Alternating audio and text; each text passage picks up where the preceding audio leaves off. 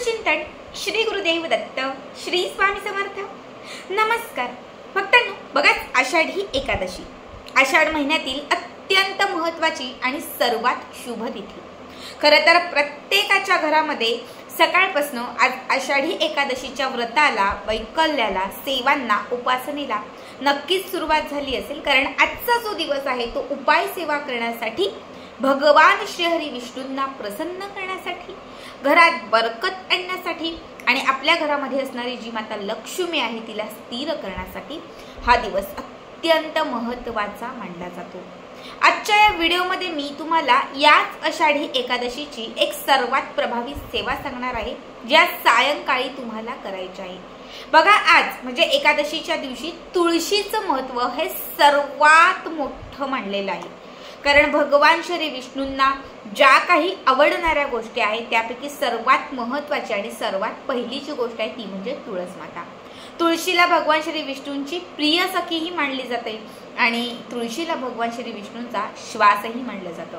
त्यामुळे जेव्हाही त्यांना प्रसन्न करायचं असतं किंवा जेव्हाही आपण भगवान श्री विष्णूंची कृपा प्राप्त करून घेतो, एखादी त्यांच्याकडे इच्छा व्यक्त करत असतो किंवा आपल्या घरामध्ये जेव्हा बरकत आणण्यासाठी आपण काही सेवा करत असतो, तर त्या सगळ्या सेवा आपण सगळ्यात पहिले तुळशीजवळ करतो। कारण याच तुळशीजवळ भगवान श्री विष्णूंचा अप्रत्यक्ष रूपाने का होईना पण तिथे त्यांचा भाव असतो, तिथे त्यांचा साज असतो। आणि जेव्हा तुम्ही या तुळशीच्या जवळ काही विशेष सेवा करता किंवा तुम्ही काय आराधना करता, तर त्या सेवा, ती आराधना ही क्षणात भगवान श्री विष्णूंपर्यंत पोहोचली जाते। असं म्हटलं जातं की आषाढी एकादशीच्या दिवशी संपूर्ण पृथ्वी तलावरती भगवान श्री विष्णूंचा हा खूप जास्त प्रभाव असतो। बघा, जेव्हा या एकादशीच्या दिवशी तुम्ही तुळशी मातेच्या जवळ ही एक वस्तू ठेवाल किंवा तुळशी मातेला ही एक वस्तू अर्पण कराल ना, तर त्या वस्तूमार्फत तुमची जी सेवा आहे किंवा तुमची जी इच्छा आहे ती क्षणात भगवान श्री विष्णूंपर्यंत पोहोचली जाईल। आणि जेव्हा तुमची इच्छा त्यांच्यापर्यंत पोहोचली जाईल तेव्हा नक्कीच ती कितीही कठीण असणारी इच्छा पूर्ण होईल। आता आपल्याला यासाठी एक लाल रंगाचा धागा घ्यायचा आहे। लाल नसेल, नुसता पिवळा असेल तो घ्या किंवा लाल पिवळ्या रंगाचा जो कलावा असतो तो घेतला तरीही चालेल, ठीक आहे। त्यासोबत तुम्हाला घ्यायचे आहेत 7 अख्खे हळकुंड, हळदीचे तुकडे। बघा, या आकारात, म्हणजे खूप छोटाही नको, खूप मोठाही नको, मीडियम आकारात तुम्हाला कुठेही मसाल्याचं साहित्य भेटतं तिथेही भेटेल, किराणा साहित्य भेटतं तिथेही भेटेल आणि जिथे पूजेचं साहित्य मिळतं तिथेही भेटेल। आता माझ्याकडे तर मी बरणीभर हळकुंडाचा डब्बा भरून ठेवलेला आहे, कारण बऱ्याच वेळा त्याचे उपाय केले जातात। तर तुमच्या आजूबाजूला कुठे दुकान असेल, स्टोअर असेल तर तिथे जा आणि तिथून तुम्हाला 7 हळकुंड घेऊन यायचे।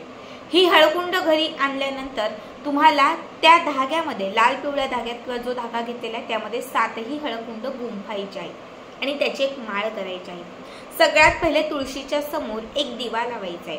बघा, एकादशीच्या दिवशी आपण तुळशीला जल म्हणजे पाणी अर्पण करत नाही, कारण तिचं निर्जला व्रत असतं, ठीक आहे। त्यामुळे तुळशीच्या समोर फक्त दिवा लावायचा आहे। तुळशी वृंदावन असेल किंवा मातीची कुंडी असेल तर ती कुंडी जी आहे ती स्वच्छ साफ करायची। एक ओला कपडा घ्या, एक सुका कपडा घ्या। ओला कपडा अगोदर फिरवा, पूर्ण व्यवस्थित क्लीन करा, त्यानंतर सुका कपडा जो आहे तो फिरवा आणि पूर्ण स्वच्छ हे वृंदावन करून घ्या। त्यानंतर काय करायचं, या वृंदावनावरती हळदी कुंकवाने एक स्वस्तिक काढायचे, ठीक आहे। स्वस्तिक काढून झाल्यानंतर तुम्ही जी माळ घेतलेली आहे 7 हळकुंडांची, ही 7 हळकुंडांची माळ तुम्हाला त्या तुळशीच्या वृंदावनाला बांधायची आहे। तुळशीचं वृंदावन असेल किंवा कुंडी असेल तुमच्याकडे ज्यात तुम्ही तुळस ठेवलेली आहे त्या कुंडीला बांधा, जसं ऍडजस्ट होईल तसं। फक्त ही माळ तुम्हाला तिथे बांधायची आहे, त्याला 2-3 गाठी मारायच्या आहेत, घट्ट माळ बांधायची आहे, ठीक आहे। त्यानंतर काय करायचं, तर एका वाटीमध्ये थोडंसं इष्टगंध किंवा चंदन घ्यायचं, त्यात थोडं पाणी घालायचं आणि ते मिक्स करायचं। या बोटाला ते चंदन किंवा इष्टगंध घ्यायचं आणि सगळ्यात पहिले हळकुंडाला ते लावायचं। जो पहिला हळकुंड तुम्ही गुंफलेला आहे त्या माळीत त्याला तुम्हाला हे लावायचं आहे।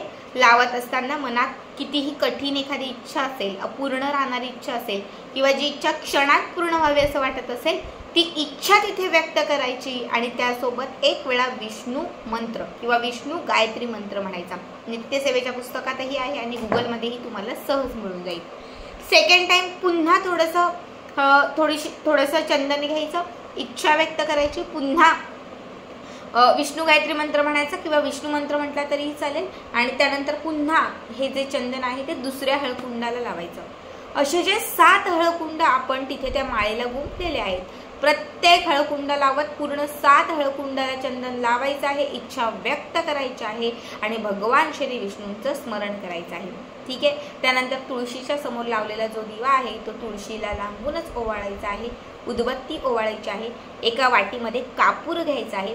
त्या कापरामध्ये थोडंसं तुम्हाला अगदी 2 ते 4 लवंग घालायचे आहे, 2-4 वेलदोडे घालायचे आणि याचा जो धूर तयार होईल तो तुळशीला अर्पण करत ओम नमो भगवते वासुदेवाय नमः, ओम नमो भगवते वासुदेवाय नमः या मंत्राचा तुम्हाला जप करायचा आहे. ठीक आहे. या मंत्राचा जप करून झाला की त्याच्यानंतर तुम्हाला एका वाटीत थोडीशी सुकी हळद घ्यायची. पूजेची हळद घ्या किंवा जी हळद तुम्ही नेहमी तुम्ही पूजेसाठी किंवा जरी तुम्ही म्हणजे खाण्यासाठी जरी वापरत असाल ती हळद घेतली तरीही चालेल, कारण ती ओरिजिनल हळकुंडाची हळद असते. ठीक आहे. एका वाटीत थोडीशी ती हळद घ्यायची. या 3 चिमटी ती हळद पकडायची. मनात पुन्हा एकदा एखादी इच्छा धरायची. भगवान श्री विष्णू माता लक्ष्मीचं स्मरण करायचं आणि तुळशीचं जे बूड जे खोड असतं त्या खोडाजवळ ही हळद अर्पण करायची. त्यानंतर तुळशीला प्रदक्षिणा घालायची 7, 11, 21 जेवढ्या शक्य तेवढा. त्यानंतर नमस्कार करायचा आणि तुम्ही तुमच्या घरामध्ये किंवा जे काही काम असेल ते करा, घरात निघून जा.